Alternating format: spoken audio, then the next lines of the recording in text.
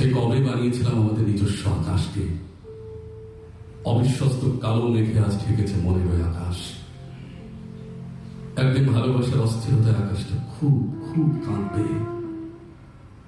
বৃষ্টি কান্নার পূর্বাভাসে তখন আকাশ ছাড়বে কাকাতুয়া।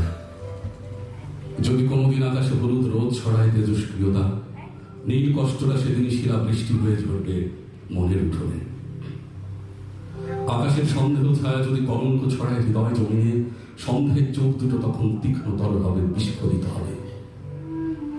হৃদয়ের স্বচ্ছ ভালোবাসা যখন ভাঙবে কাচের মতো করে, অন্ধকারের ভালোবাসা খুঁজে তখন বড্ড ক্লান্ত হবে তুমি।